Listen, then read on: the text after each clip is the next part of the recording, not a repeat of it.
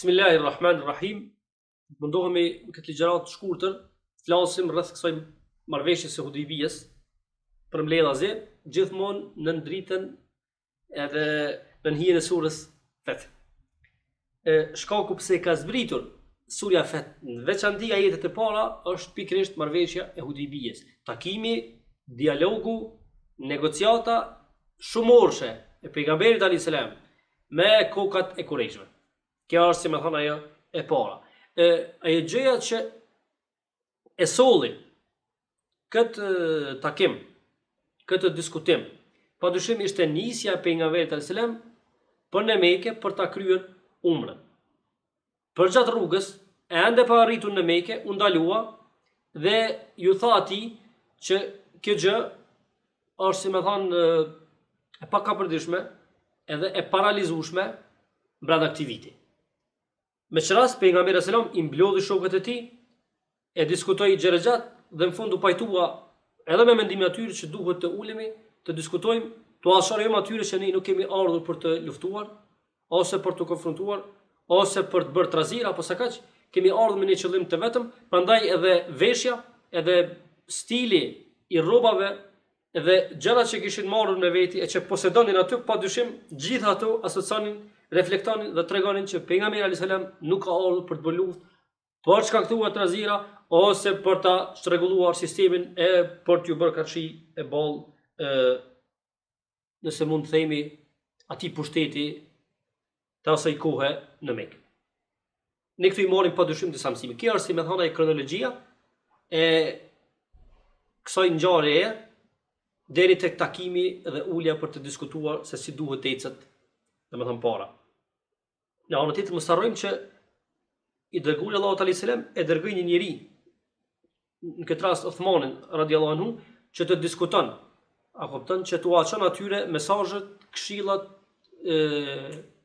propozimet e pejgamberit alayhis salam, se si t'ja bëjmë, se si dalim, domethënë se si dalim nga kjo situatë. Brenda takimit, gjatë negociatës ne mundemi me I pikas këto mësime, këto udhëzime. Së pari roli I pryrësit në arritjen e marrëveshjes. Lazër, sa është rëndësishme në vendet tona të kemi kësa njerëz. A kupton, që janë të parimor, që janë të pathyeshëm, që janë të pakorruptueshëm, edhe që, si më thënë, piknisjet të secilës punë, të secilit shërbim, padyshim e kanë shërbimin ndaj shoqërisë, edhe maksimalisht deri në fund me krejt forcat me mundu atyre me u rregullu jetën. Këtë padyshim e synonte pejgamberi selam. Le të pikasim vetëm dy gjëra para se të vazhdojmë të flasim për këtë takimin ose këtë negociat. Së pari vëllezër, I dërguari Allahut alayhis salam erdhi në Medinë, shikon mençurinë edhe largpamësinë e tij. E nxorri, si më thon, fokusin e marrëveshjes. Ato lengatat, atë vështirësinë, atë djersitjen që shkakton në vetveti negociata dhe kohëzgjatja e saj, e solli në Mekë, o asolli Kurejshëve. Si më thon, e largoi vëmendjen edhe e largoi atë zhurmën e diskutimit për brenda ndaj takimit, edhe e solli në Mekë. Së dyti, pejgamberi alayhis salam ishte njeri I cili e njihte mirë edhe atë anën psikologjike të njerëzve.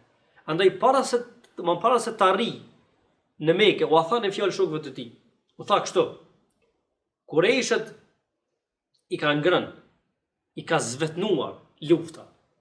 Andaj me do mos ata do ta pranojnë edhe uljen takim, e krejt në fund do ta pranojnë edhe marrëveshjen, edhe pikat, nenët, edhe strukturën e saj. Pra, spari tash nëse futemi, mundohemi me I pikas disa mësime të sërrima, e marrim këtë gjë. Së pari, rolin e pryrësit në arritjen e marrëveshjes.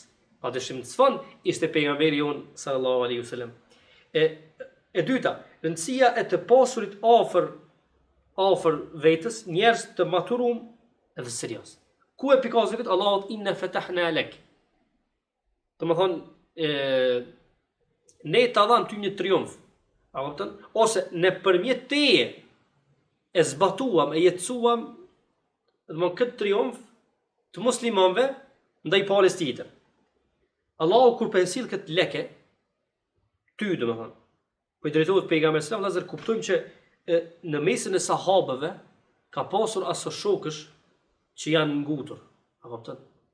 Që janë nxituar në gjykim. Deri ato saqë e kanë cilësuar marrëveshjen si të dëmshme. Apo kupton? E kanë cilësuar marrëveshjen domethënë si debakul, duke shikuar vetëm nga i prizmi i përpilimit edhe nga i prizmi i disa prej, si më thonë, gjërave që kanë ndodhur përgjatë takimit. Një prej gjërave që kanë ndodhur përgjatë takimit ka qenë ajo kur në pala tjetër s'ka pranuar që shkruhet Muhamedi i dërguar i Zotit. Një pjesë e sahabëve s'kan pranuar kurse domethënë ta shlyena. I dërguar Allahu te sallallahu e ka marrë, e ka shikuar se ku është e shkruar Muhammedur Rasulullah dhe e ka shlyer me dorën e vet. Ka qenë njëri domethënë që ka parë përtej asaj domethënë të jashtmes. Në anën tjetër kemi pasur njerëz si puna e Abu Bekrit, që kanë qenë njerëz të maturuar dhe njerëz shumë serioz. Nuk janë nxituar, nuk kanë dalur me prognoza, a kupton, edhe me opinione, po i kanë qëndruar afër pejgamberit alayhis salam. Edhe kur është arritur marrëveshja, të gjitha reflektimet mbi këtë marrëveshje i ka bërë pejgamberi sallallahu alajhi wasallam bashkërisht me Abu Bekrin dhe me njerëz të tjerë si puna e Abu Bekrit. Dhe sa na duan edhe këto njerëz në Kosovë, Shqipëri, me ata armiq që kemi përreth me pas këto njerëz. E treta, rëndësia e të qenit palë në negociat, jo tem, sikur se kemi qenë në dialogun me Serbinë. Pra rëndësia e të qenit palë, kur ul pejgamberi sallallahu alajhi wasallam po diskutonin gjëra që janë në dobi të dyja palëve. Jo, a kupton, në nështrim i plot edhe dorëzimi me njëhershëm. As njërën edhe as tjetën. Andaj thash kishte djersitje, edhe ishte negociat shumë orëshe, shumë e mundimshme edhe shumë sfiduese. Po pejgamberi sallallahu me largpamësinë e tij, me maturin, edhe me seriozitetin, edhe korrekcinë e plot, arriti të dalë fitimtar në fund të fundit. Sepse, si me thonë, reflektimi i asaj marrëveshjeje në gjërat që ndodhen më pas, realisht e tregon këtë, ose e rezonon këtë.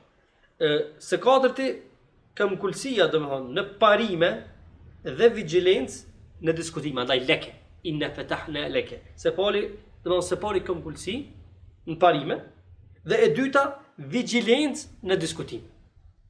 Dhe detyrimisht, kur njeriu i posedon këto dy komponente, padyshim del si më thonë fitimtar edhe ngadnyes. Gjë tjetër, veprimet e kontrolluara që të mos shkaktojnë trazira. Edhe këtë e përmendëm, si më thonë, në atë hyrjen që ja bëm kësaj marrëveshje. Pra pejgamberi kur shkoi në Mekë ishte shumë i kujdesshëm që mos të shkaktojnë trazira, sepse në momentin kur ti qof me vedi, qof pa vetëdije, shkakton trazira. Ajo është si më thonë, është para përgatitje edhe për dështimin e marrëveshjes. Andaj ishte shumë i kujdesshëm edhe në mënyrën se si u vesh. Edhe rrobat e tij reflektonin paqe edhe bashkëpunim. Jo synim për luftë ose për, si më thonë, miku e fjala tamam me sakt, ose jo, si më thonë, për aneksim të ndonjë pjese ose vendi të Mekës. Së katërti, largpamësia në nene dhe propozime. Realisht, nëse e shikon marrëveshjen nga jashtë, ty të duket që ajo s'mon ka qenë debakull. Pse debakull? Sepse në nene nuk e ke simbolin, ndërsa në preambull nuk e ke atë fitoren kështu zyrtare ose që lexohet kollaj në rreshta. Ajo s'mon ka qenë për brenda. Edhe ka qenë për brenda e ndame dhe e përpjestuar në për konsekuenca. Jo e një trajqme dhe jo një herësh. As më pak për një herë. Nga ke marrëveshje u arritën disa pika, disa gjëra, disa fitore. Së pari hapja e mundësisë për bashkëpunime me fise. Lazër kur u arrit marrëveshja e Hudejbijës, sepse marrëveshje domthon njëra nga pikat thot kështu: do të ketë paqe, edhe qetësi, edhe mos luftim të njëri tjetrit për 10 vite. Do të thonë 10 vjet do të ketë paqe, nuk do të ketë luftë, nuk do të ketë, si më thonë, beteja, nuk do të ketë agresione, me që rast i dërguar Allahu alayhis salam do të jetë i lirë që të bashkëpunojë me fisë. Andaj bashkëpunime më të mëdha pejgamberi sallam, qoftë nga ana politike, qoftë nga ana ekonomike, qoftë nga ana sociale, qoftë nga ana e shkëmbimit, domthonë tregtar. Vëllezër, gjitha këto ndodhen pasi që u arrit kjo marrëveshje. Andaj inna fatahna laka. Së dyti, hapësira për krimin domthonë për krimin e aladëve. I dërguar Allahu alayhis salam, edhe pse një pjesë e këtyre aladëve nuk ishin musliman, se nuk ishin pjesë e besimit, po pejgamberi sallam arriti marrëveshje kapitale me ata. A kupton që është padyshim pjesë e pandashme e politik bërjes për gjatë rrugtimit. Gjë tjetër, spori, nëse mundemi me thonë, këto më shumë janë domthonë rezultate edhe reflektime. Kjo marrëveshje ishte hap për çlirimin e Mekës. Kjo marrëveshje, domethënë, ishte hap për çlirimin e Mekës, edhe realisht vëllezër ndodhi ashtu.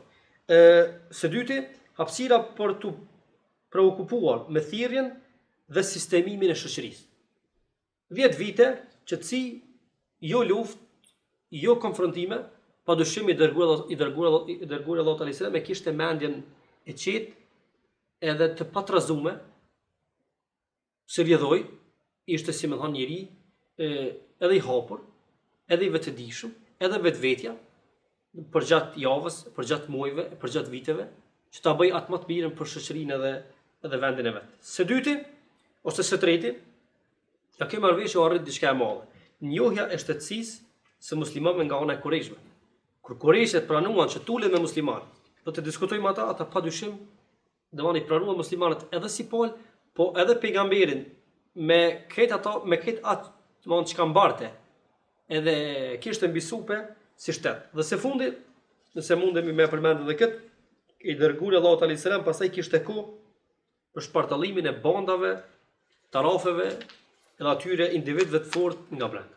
Gjitha këto kur u arritën kur bë marrëveshja e Hudaybiyes. E kjo padyshim Surja Huxhurat, kur u arritën gjitha këto, na i solli pastaj atë korpusin, atë grumbullin atyre mësimeve që realisht i përmendëm për gjatë këtyre ligjëratave deri me tani. Ju rujti malli Zot, ju dha gjitha të mirat, ju bë fetar të mirë, familjet e ju, shtëpiat e ju, në punë dhe në obligimet e juve. Allah i manduar shumë na bashko gjithmonë hajër, mirësi, falënderit nga thellësia e zemrës.